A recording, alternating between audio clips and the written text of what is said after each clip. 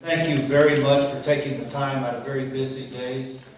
I think you know at our most recent forum on the accountability system that I told you we were working with the Texans Advocating for Meaningful Student Assessment to come into the district and present information that we think is very important to you as parents.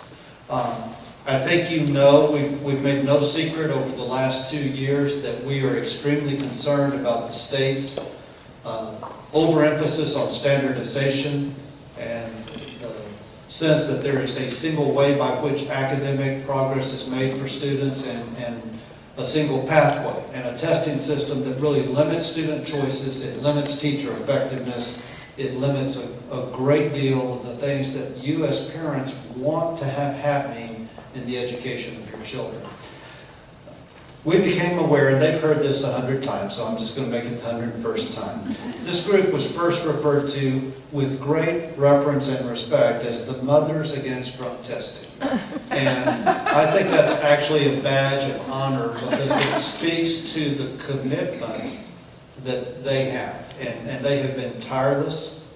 I'm going to introduce them individually, but in terms of who they represent, these are knowledgeable parents that remind me of the best of our Highland Park parents. They're not single-issue parents. They've been involved with their schools and community at leadership levels through PTA, deep awareness of how schools work. They've engaged, they've put in sweat equity, they've put in the time it takes to help make schools what they need to be, community-based, parent-based. And so they speak with great knowledge and I think with actual, what I would call moral authority. They have a right to be telling this story. And so with that, what I'm going to do, Susan Kellner served, in fact, 3 terms as a member of the Spring Branch Independent School Board of Trustees. She was president for 2 years. She chaired the district's facilities committee. She's been the liaison to the board for technology, for curriculum and instruction, and for legislative affairs. She serves on the Board of Children at Risk, the Board of Stewards and Staff-Parish Relationships in her church, the Chapelwood United Methodist Church there in the Houston Metroplex. She and her husband Larry have 4 children, 2 of whom are currently attending Spring Branch ISD schools. So I think you recognize her strong engagement. Also with us, Karen Peck, who grew up attending public schools in Louisiana and Tennessee. She and her husband Doug are the parents of a sophomore and a senior at Memorial High School in Spring Branch ISD. She's an attorney who practices in the area of employment law, long active in her community, president of 2 local PTAs, homeowners association, board of trustees of her church. She's served on the board of writers in the schools, a nonprofit organization that engages students in the pleasure and power of reading and writing. She serves on the Legislative Committee for Spring Branch Speaks, an organization of parents, residents, and community members very interested in education law. So I think you recognize some of the commonalities that they bring, and with that, we're going to give all the time to them and then for your questions. Thank you very much, and thank you so much for having us here today. It really is a pleasure. I'm Karen Peck, and as I said, I grew to learn about this because I have a sophomore and a senior, but we're also going to talk about how this impacts elementary and middle school children too. TAMSA formed last spring. We are a statewide grassroots organization of parents. We're all volunteers. We got involved starting when we learned about the 15% rule, which some of you may know about. But when we met at hearings in the legislature and saw the multiple problems with STAAR, not just the 15%, but the overemphasis on standardized testing and the harm that it does to our kids, we just couldn't sit back. Some of the proponents of these tests will say, these are just a bunch of scared moms that the superintendents are scaring, thinking little Johnny won't get into UT or A&M, and that is just not the truth. We have learned about the testing. We think parents need to be involved in the school system, and parents are able to judge the quality of the schools, and we need a system that's meaningful and that works. TAMSA is growing. We have parent members in more than 200 districts across the state of Texas because this is an issue that truly resonates with parents. And we are strongly for accountability and strong public schools. We believe in rigor and a solid education for our kids. But this overemphasis on standardized testing is not helping us get where we need to be for our children's education. So I'm going to show you some history of standardized testing. It's been going on in Texas for almost 30 years. And you'll see that over time, the rigor has increased, which we are not concerned about, but the number of tests and the high stakes associated with those tests have gone up dramatically. So this is a test, let me take this out, from 1982, the TABS test. And this test would now be at what's considered the 3rd grade level. It would be 2nd grade except for the half barrels on the chart. And then the rigor went up somewhat in 1986 for teams, reading and analyzing a graph. And then for TAS, it requires being able to understand a pie chart and the percentages, and this would be at about the 6th grade level now.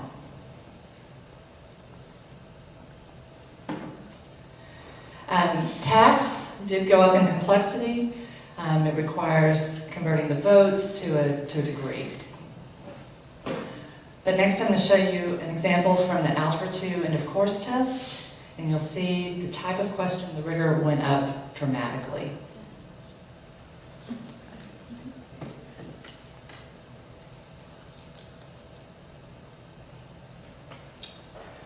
So what has STAAR done? STAAR replaced the tax system, and now there are 21 tests administered in elementary and middle school. And then if you count the tests that are also in high school, you get up to 36 state administered tests. And you may know that the state only just last week, going back to that, the students in elementary and middle school took the test last April, May, got their results, learned whether they passed or not this past week. 9 months. So in high school, to graduate on the recommended plan is probably what you encourage in Highland Park all of your students to graduate on. We do in Spring Branch.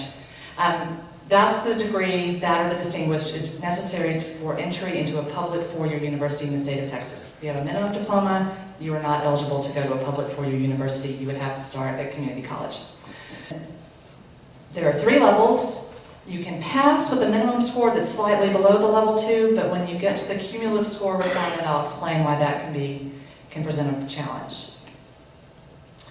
The EEOC exams are in all 4 core subjects, and English actually counts as 2 because there are separate reading and writing exams. They're on separate days, they're scored separately. So it's a total of 15 tests, and each of these tests is admitted on a separate day, 4 hours in high school. They're administered 3 times a year, so a student who fails can retake in the summer and then again in December. The statute requires that the EOC scores count 15% of the student's final course grade, but that was waived last year, has been waived again this year, and there has been legislation filed that, if enacted and signed by the governor, would do away with that. Now, in each of those 4 subject areas, there also is a cumulative score requirement. So a student could pass the Algebra I exam, pass geometry, pass Algebra II, but unless they reach the cumulative score, will not be able to graduate. So assume you have a 100-point score, which it's not, it's some complicated number like 2200. But say 60 is passing, but 70 is level 2. So for a cumulative score in your science area, you would need 210, 70 times 3, to reach it in the sciences. So if a student passed with a 60, he or she might think, oh, I'm doing pretty well, I passed, I can go on to the next course. They really need to retake it to get up to a 70, or else be assured of a scoring at least an 80 on a later EOC, or else they won't meet the cumulative score. They'll get there at the end of their junior year, perhaps even their senior year if they move in from somewhere and have to take the test later, and not be able to graduate. It gets even more difficult for students with the English 3 and Algebra 2, because on those, you can't simply pass them. You have to reach the level 2 score. Otherwise, the student is bumped to the minimum diploma. So those 2 courses can affect, and you might have a student who's strong in math or strong in English, but this one test score can preclude their ability to go to a 4-year public university, and that's one of the things that we as parents in our organization feel that a single test shouldn't determine one student's college readiness or acceptability. So I'm going to turn it over to Susan. Can I ask a quick question? How many of you have elementary or middle students? By show of hands. Quite a bit. Okay. And how many of you have high schoolers? Okay, a little less. Wow, that's great to see the younger parents starting to watch this and be concerned. As I mentioned earlier, my name is Susan Kellner, and I have 4 children. I have a freshman in college, I have an 11th grader, a 6th grader, and an 8th grader. And I was on the school board for 9 years. So I come at this with a parent perspective as well as a policy-making perspective when I was leader of a school system that's a very high-performing school system, a diverse performing. By the way, I have to tell you, Highland Park, I'm so happy to finally be here because y'all, your reputation, I have heard about you forever and ever. Actually, one of our trustees graduated from Highland Park High School. So it's so great to finally be here because your reputation precedes you all over the state in a very good way. So, all right, so return on investment. This testing stuff has been going on, like she said, for over 30 years, but really hardcore for about the last decade and a half.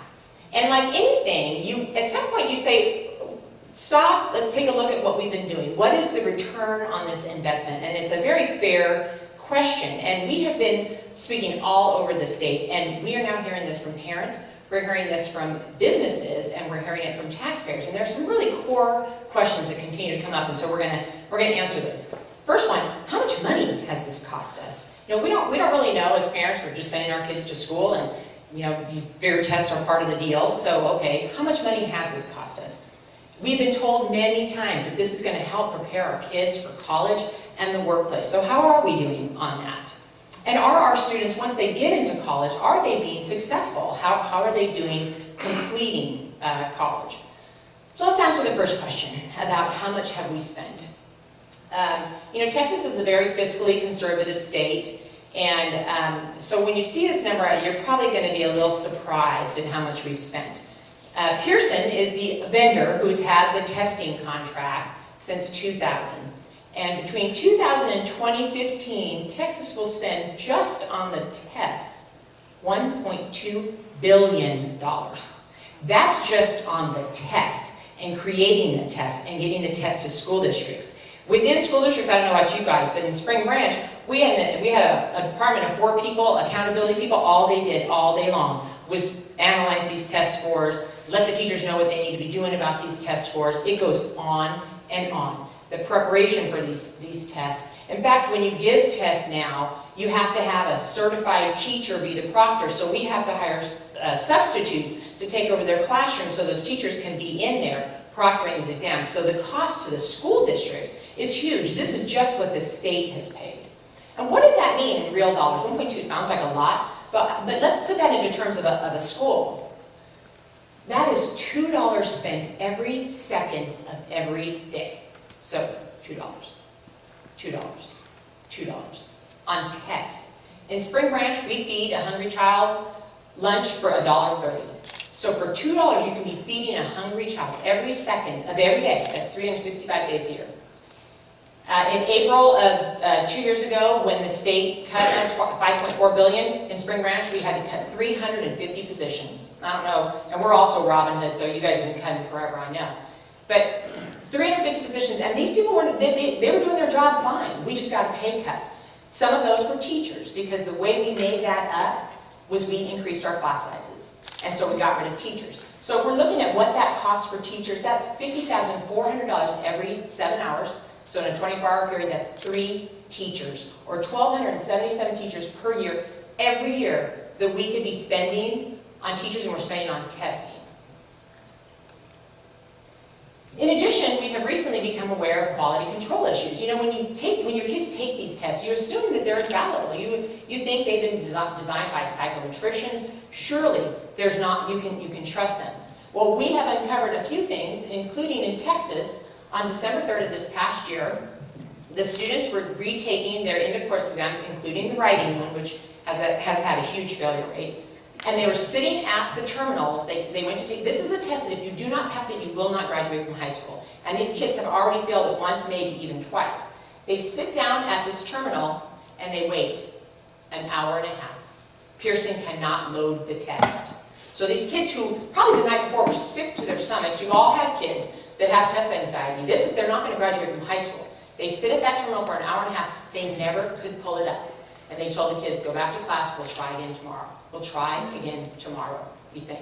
So that's just one instance. In Mississippi, of October of last year, it was uncovered that we don't get these tests back. So when these kids take these tests, we don't see them, and we won't for 3 years. In Mississippi, they uncovered that they had a grading error, and 126 kids were affected by that grading error. 5 did not graduate from high school because of the grading error. And Pearson is now giving each of those kids $50,000 in scholarships. But what does that do to their high school experience? They just had to repeat a year of high school they didn't need to repeat because of an error in grading. So just be aware of that, because we found this in December on Craigslist. Pearson is advertising on Craigslist for $12 an hour for the people who are going to be graduating your kids, grading your kids' tests, including writing. And look at the bottom, requirement. Bachelor degree required, any field welcome. So you could have a drama major, you could have, God bless them, but you could have them grading your kids' writing exam. That means they may not graduate from high school. So just be careful on some of the quality control issues. In Spring Branch, about 4 years ago, we decided that we were going to be a college-focused district. Spring Branch is 57% free and reduced lunch, and we decided we're going to get all kids ready for 2-year, 4-year technical degrees. Well, what happens, we started looking at our data, and this is the state data, but it's probably maybe not as true in Highland Park, but this is the state data, and our data mirrored exactly this, and as trustees, we saw this. We were patting ourselves on the back. Those tax scores were going through the roof. Every single one of our high schools, we have 4 comprehensive high schools, 2 high poverty, 2 high wealth. They were all looking great. They were all acceptable. We were closing all the gaps. And if you look at this from a state perspective, you think we are creating a lot of mathematicians and readers and writers and scientists, until we started to say, wait, if we're going to be college focused, we need to look at a test that colleges care about, because no colleges care about this test. And look at what happens when you look at SAT data over the same time. Flatline, there is no closing of the achievement gap between the ethnicities. And the even more troubling thing on that is, let's look at how kids do then, the kids that do get into college, let's look at how they do. This is the completion rate for a 2-year degree, 4-year degree, or college level certificates, all 3 of them. Texas's average is 21.9%. The nation is 29%. Both of those numbers are pitiful, but when you look at 21.9% for Texas, so we've been told that our kids, this is going to help them get ready for college and be successful in college, and they're not. And even more troubling, with Texas, which is now a majority-minority state, look at the numbers of kids for our African Americans and our Hispanics. Look at how few of them are graduating with a 2-year, 4-year degree or certificate. This is not acceptable for a state that is moving in this direction. We are very concerned about the effect on the dropout rate. I mentioned to you that English 1 writing. The first administration of spring of 2012, 45% of the kids failed. That's huge. And then the kids that did retake it, the problem is we didn't get the results until the summertime, and some kids had already left. They'd gone on summer vacations. We have a large Hispanic population. They went to Mexico. There was no getting those kids back. But the kids that did retake it, 76% of those kids failed. So this is the biggest trouble. These Texas students are starting 10th grade already behind. They have 5 more tests coming at them this year. They're already behind, and little chance that they're going to catch up and keep up. So recap. When we started to look at it, this is what you mentioned. We started with the 15%, but when we started to look at this, we said, what in the heck are we doing? Spending a lot of money, college and career ready, we flatlined. We're below average in the success in higher ed, and we're worried about the future. So people say to us all the time, what are you for? You can't be against everything. It's a fair question. So these are the 5 things that TAMSA, the parents, the parent volunteers are advocating for. First, why are we giving this test? Answer that question. We have been told that it's for college and career readiness, and as parents, I think we can agree that that's important. We want our kids to be ready for college and the workplace. But if that's true, then you need to give a test that colleges care about. My freshman in college applied to 9 universities, in-state and out. Not a single one asked for his tax scores, not one. They all asked for an SAT or an ACT. So why aren't we giving the test that colleges ask for? We personally are advocating for the ACT, only because we found in spring, it's either way, colleges really don't care anymore. But we found, particularly for our poverty minority students, they do better on the ACT, because the ACT truly tests achievement and what you learned in school. SAT is tricky. It tries to figure out how you think. And the ACT has a science component, which we feel is important. But if you're going to give the ACT, then what we say is then you back everything else up from there. The ACT has a test that you can give in 10th grade, the plan, in 8th grade, the explore, and all the way along, it tells you how your students are doing. There's a trajectory there. And then grades 3 through 7, I was talking to a mom earlier about how we all just took the Iowa test of basic skills and knowledge, or Stanford, and it was perfectly good then. We've now come to this place where everybody's designing their own tests, but it's not telling us anything, and it's spending a lot of money. Okay, this is for your high school parents. Limiting the number of end-of-course exams. Karen mentioned one of the big changes is that now we have 15 tests for these kids to graduate. It used to be 4 with the tax. We went up to 15, and we just thought that everybody did that. I don't know, I think everybody's testing that great. So TAMSA put together, we started looking into this, and we put together a chart. The number of states that require some kind of test to pass for graduation. Of the 50 states, 25 have 0. No tests required to be passed for graduation. Of the 25 that require some kind of test to be passed, 17 of them have 2 or 3, maximum 3. And then there's Texas, 11 to 15, way outside the norm. So we noticed this and we said, that doesn't make any sense. And then this one, the 15%, removing that, because you know when you start having 15%, I was really offended as a trustee because that's local control. That's between the student and their teacher, or the district and their teachers. There was a hearing today, and I think it passed out of committee, Dan Patrick's intention. There was a hearing today on Dan Patrick's bill, Senator Patrick's bill, to leave that up to the district's discretion. I can't imagine any district would want to put that in the grades. But so we think we've been very successful on that, and we were successful on that because of parents. All that hearing started, and we were told again and again, no, that's not going to change. Kids need to have skin in the game. The parents started really raising Cain. And lo and behold, they waived it last year, they waived it this year, and we think that one's an honor. Removing this Algebra II and English 3 forms level requirements. I don't know if you can see that, but the cartoon says, for a fair selection, everybody has to take the same exam. Please climb that tree. And you have an elephant and a monkey. This is the problem with this is going to limit your child from getting into any four-year college in Texas. So I'm talking state, tech, UT, A&M. But I have 4 kids. My oldest is a mathematician, such a good mathematician. My next one is a writer. So if my mathematician does not like reading and writing, so his strength is not Algebra 2, Algebra 3, but he's really good at math, but he doesn't pass this test at a higher level, he's not going to be able to go to a 4-year college. And the funny thing about that is out-of-staters don't have the same requirement. So the kids from out of state that are competing for those slots at UT and A&M, they're going to have we're at a competitive disadvantage. So kids who are going to private schools, they don't have this requirement. So it worries us because you're preventing some of our kids who might be very good in math but not so great in humanities, or vice versa, from being able to realize their gifts and talents. And then changing that cumulative score requirement that you tried to explain, crazy. Even Dan Patrick said, I don't understand that. We're getting rid of that. So that one we have heard is going away pretty quickly. Some personal qualities, we throw this in because we think it's very important to remind people that we talk to the workforce people all the time. And they tell us we're looking for people who are technically smart, but also that can creatively think and work together and have leadership and compassion, all those things that you can't necessarily put on a test. And like Albert Einstein says, I believe in standardizing automobiles, not human beings. So what have we done so far, TAMSA, is we are just growing by leaps and bounds, but we have done a lot. Met with legislators across the state, with parents and community groups, teacher groups. Right now we're very focused on legislators because they're in session. We've even petitioned for a rulemaking at TEA. That was kind of a funny one. There was a law that said they could substitute the AP or the IB or the SAT subject test for an end-of-course exam. And that's been on the books for 4 years. So we sent them a letter and we said, so implement that rule. Go ahead and substitute these other, we think, high-performing tests for the EOC. We got a letter back, sorry, I'm flipping that around, that said, we need 3 years to determine if those tests are as rigorous as our end-of-course exams. What?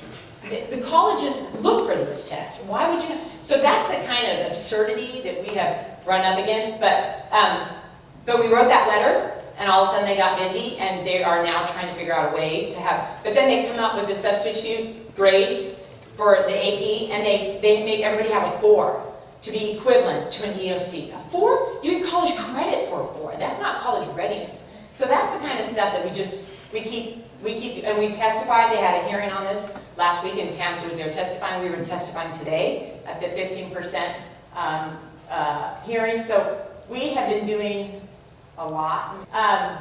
Things like today. If you know of people that we can be speaking with, let us know. Membership, and I'll tell you about that in a second. And then identification of people, including yourselves, willing to go and call their local legislators or meet with their local legislators. 2 things we need you to do. And if you have smartphones, if you're like a teenager, you can whip them out right now and get this done. First thing, sign up on our website at tamsatx.org. And if you do that, then you will receive our e-blast that we send out, and we are going to be very specific. And we will tell you, this legislation is moving today. Say this, contact this person, here's their phone number, here's their email, because I know everybody's busy, they don't have time to try to, and it's confusing how bills move through committees and all that. So sign up on our website and you will receive the e-blast that tell you real time what we need done, and then also like us on Facebook. And there's another reason for that. I'm not a particularly great Facebooker, which is why we kind of went with the emails sending e-blasts, but Facebook is very public. And we have a lot of people who are watching. And the interesting thing was when that situation happened in December with Pearson not being able to bring up the test, there were a lot of newspapers that wrote about it, and we posted that on our Facebook page. And within a day, Pearson posted an apology on our Facebook page, saying we want to apologize to everybody for the snafu. They are watching. And the legislators are watching. How many people sign up on that? Because they say to us all the time, how many people do you have? And they're worried. They've never seen this before. They've never seen parents organize like this with such passion around an issue. And the thing that's amazing to us is that I've been fighting education battles for a long time, and I've always had somebody on the other side of me, always. Whether it's something I think is totally obvious, like pre-K, and I have people say, oh, that's not a good idea. This issue, we don't have anybody on the other side of us other than the vendor and their lobbyists, and we're talking, we're messing with their livelihood, but they're messing with our kids. So that's our message. That's what our story is today. We just ask, please sign up on the website. Tell your friends to sign up on the website. Sign up on Facebook so we get both. The public can see it as well. And then, like I mentioned, if your friends weren't here, but you want to tell them about it, this PowerPoint is on our website, and we also on our website have a little blurb that you can include in your PTA newsletter or your neighborhood newsletter. We're going to go talk to the chamber after this. So you can talk to anybody and everybody that this affects, including your workforce people. Let's thank our warriors. I'm Rob.